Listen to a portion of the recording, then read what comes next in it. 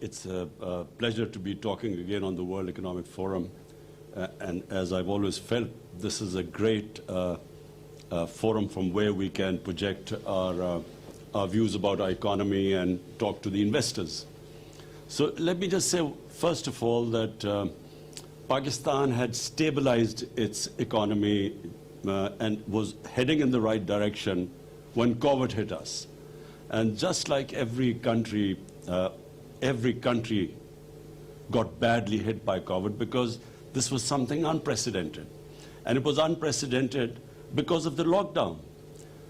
There's no precedence of an economy being locked down, completely shut, and the consequences of that shutdown. That's really what the world is coping with. So for us, it was not just a question of curtailing the virus, but it was also stopping our people dying from hunger.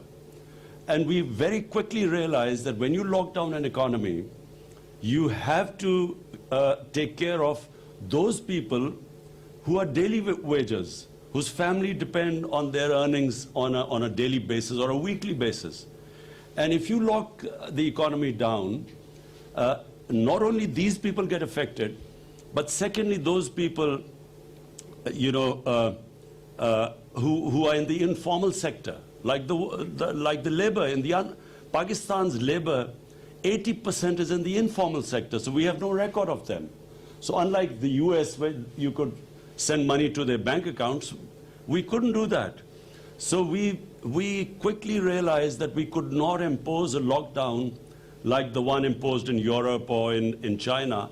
We realized that we had to go for a smart lockdown. In other words, have spot the hotspots and lock them down, but do not really have a strict lockdown because you can't lock down hungry people. So that worked. We opened up our economy quicker than others. We never locked down the agriculture sector, which was basically rural. We opened up the construction sector, which was in the cities, and because it was mainly outdoor, there was no spread because opening up the construction sector. And then we had a cash program where we gave about 15 million families were given cash handouts. And it was one of the best programs, and that really saved us from the worst effects of the lockdown. And actually, because the people were with us, the public complied with our measures, we came out of it better than any other country. So we saved our economy from its worst effects. Also, we saved people dying from the virus. Now, of course, we are hitting a second peak. And my worry right now is that, number one, because we succeeded so well, people are no longer that worried about the virus anymore, and so we do not find that sort of level of compliance. And secondly, we do not know how long this second wave, because it's in the winter, we don't know what this winter wave is going to be like. So, there's a bit of worry right now because our cases are climbing up quite rapidly these days. The lessons we learned from the first wave of COVID was that we, in our country, with our high levels of poverty and with a young population, high levels of unemployment, we cannot afford a lockdown where we lock down our businesses, where we lock down the factories. So we have taken a policy decision that we are going to keep the businesses and the factories which employ people. We are not going to lock them down. We are going to only lock down the non-essential, in other words, public gatherings and so on, where our economy doesn't get hurt. Because we feel that the consequences of hurting our economy on the people is going to be far greater than the effects of the virus. Now, the two challenges we faced, the two biggest challenges, one was the fiscal deficit. When we came to power, it was the biggest ever fiscal deficit in our history. And second was the current account deficit, the external deficit. And that also was a record deficit. So the first year and a half really was stabilizing the economy to bring these deficits down. So cutting our expenditure, improving governance, and then improving the tax collection to remedy the fiscal imbalancing. And secondly was cutting down on our imports and trying to stimulate our exports, stimulate remittances into Pakistan, because that forms a considerable part of our foreign exchange earning. Foreign direct investment, which was improving and fortunately is improving again. And then also clamp down on money laundering. Now, this is a big problem in the developing world where illegal, illicit flows of money leave our country to offshore accounts and so on. This illegal money. So we clamp down on that too. As a result, after 17 years, the last quarter, we had a current account surplus. This is after 17 years, so this was a big achievement, and which reflected on the stability of our currency, because we have, our currency is now floated and it's on a market-based exchange rate. So our current currency stabilized, in fact, gained in the last few months. And our exports started increasing, because previously our exchange rate was artificially kept high. As a result, the exports went down, and we had the biggest trade gap of $40 billion between import and exports. So our exports started improving. We also gave incentives to the export industry, to the industry in general. And so we are seeing, compared to all the other countries who've been hit by COVID, Pakistan is that fortunate country where our stock exchange shows that people have, the business community has confidence in us. Our exchange rate reflects that. We have now cement sales are highest in our history, which means that the construction, the incentives given to the construction sector have worked. So the construction sector is on the move, which means more employment. Our textile industry at the moment is running full. The hub of our the city, which is the hub of the textile industry, Faisalabad, they are short of labor right now. So the measures we took first stabilized and now are heading in the right direction. Of course, I say this because we do not now know, and we are praying that the second wave of COVID does not really make us take those measures which affect this, right trend, the country which is heading in the right direction. That CPEC is not exclusive to just China. CPEC is, first of all, it started with connectivity. It was a transport, a road network which connected various areas in Pakistan. Secondly, it was about power generation. We were short of power, so we needed power generation, you know, to fuel the growing population and the growth rate. So now the second phase of CPEC is more than connectivity. It is special economic zones which we are opening up, and with special incentives there. It is about agriculture, where we really need help from China because their productivity in agriculture is much higher than in Pakistan.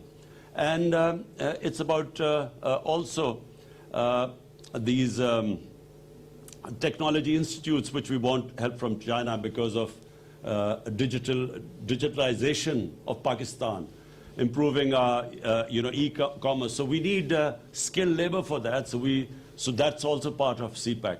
But mainly it is about connectivity. It connects Pakistan to China, which is one of the biggest markets. It is also, you talked about the railway. First time in Pakistan's history, we are modernizing our railway. And it will completely revolutionize railway travel in Pakistan, which is called the ML1. And it connects Karachi right up to Peshawar. And the next phase, we want to connect it right through Afghanistan to Uzbekistan. So it will connect us to China. And also, we hope that there will be an east-west. Unfortunately, with India right now, we have a problem. And we hope that this will change with a new government, which is a moderate government. We have where we can resume normal relationship with India. But with Iran, if sanctions are lifted there, we then have a north to south, east to west connectivity, and Pakistan's special strategic location connects it to the biggest biggest markets, as well as the energy corridor. So we are really very well placed, and CPEC is a great opportunity to now move forward from here. And as I said, it's not exclusive to China. Anyone can become part of the CPEC. The key for us right now is Afghanistan. It's after a long time that there is a prospect of peace. For some reason, there were attempts for a military solution, and here's someone who kept saying that there was never going to be a military solution.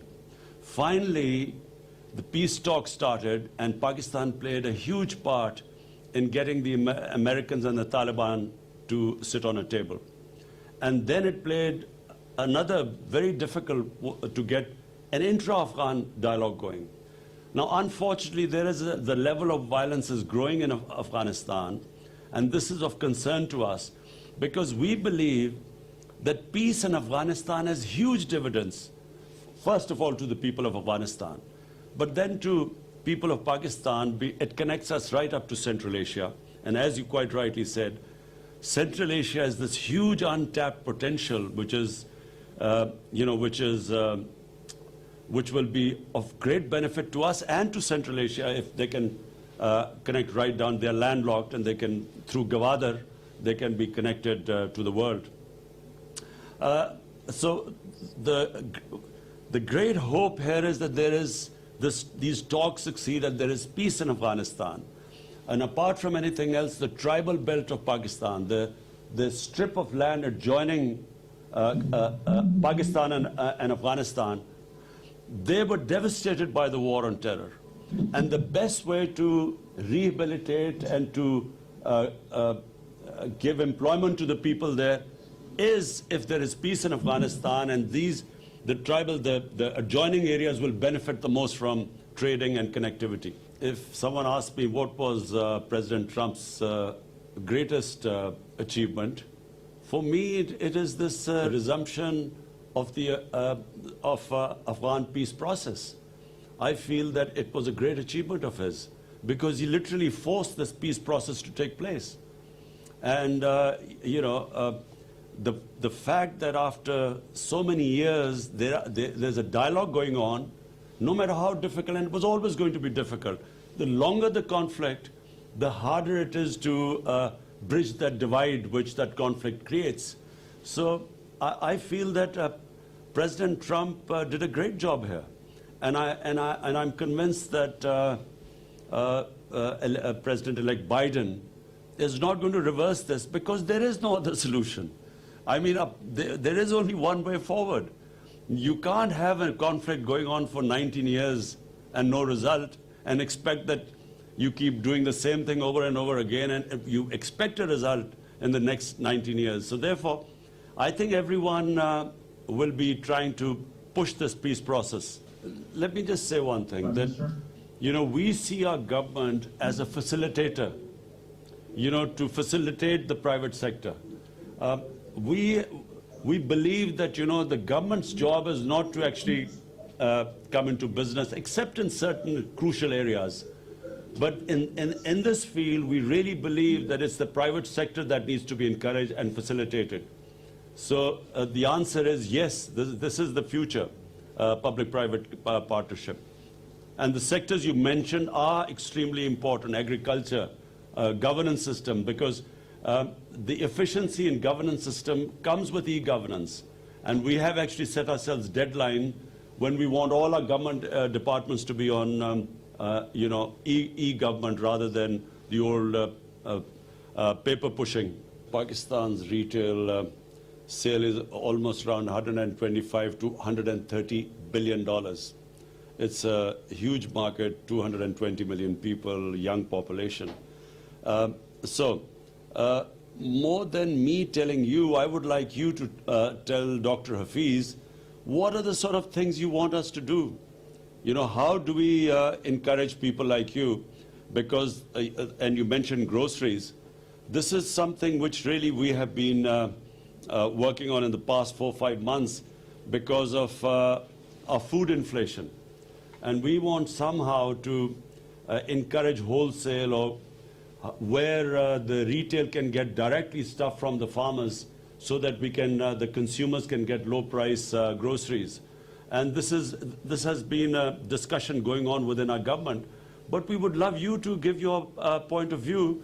And Dr. Hafiz, since he heads the committee which looks at food inflation on a weekly basis, he knows all about the efforts we are trying to make to somehow bring down the cost of vegetables and groceries. So we would really love you to give your input in this.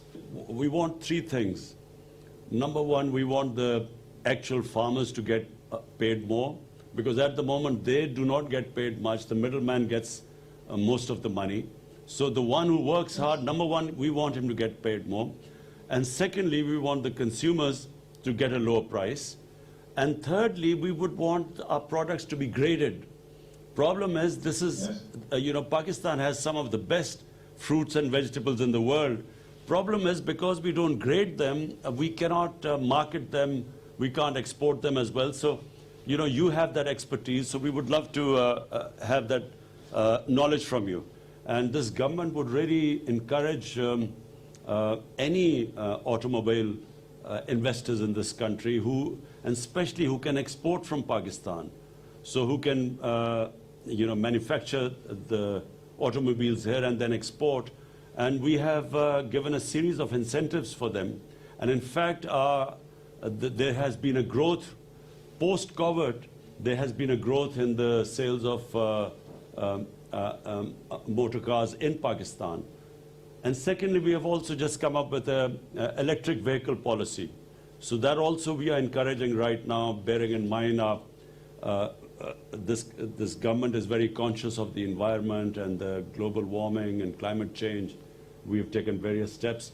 And one of them is that we are now encouraging electric vehicles to be made in Pakistan. What 28 paces in the ease of doing business we've improved in 1 year. I can just say one thing, that in Pakistan, in 60s, we were a model for the developing world. Pakistan was industrializing quicker than any other country in Asia. And Pakistan was was given example of success. Unfortunately, 70s, we went the other way. We became more a socialist country. And so profit making almost became a crime at one point, which is sadly what happened in those days of, where there were two camps, capitalism and communism. So we went that way in 70s, and that choked our industrial development. This is the first government in Pakistan since 60s which has made it a point that we want to make profit making easy for people.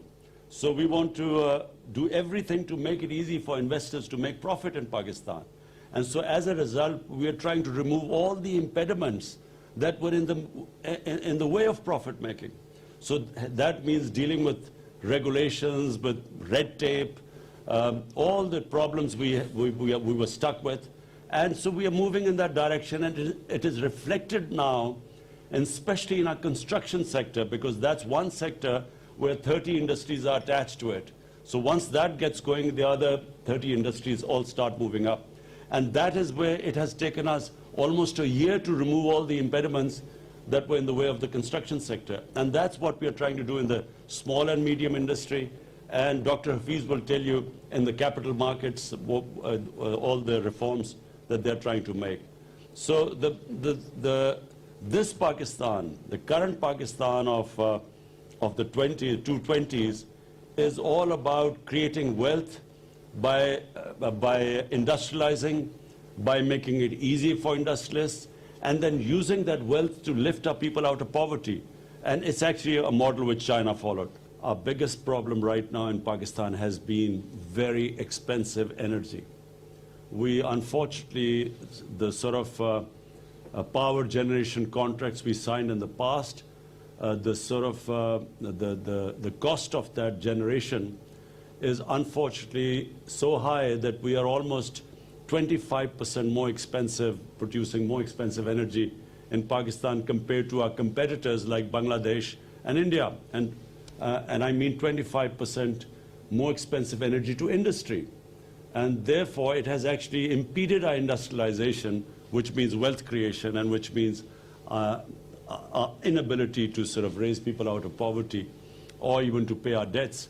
So therefore, our biggest challenge has been now to provide affordable energy to our industry.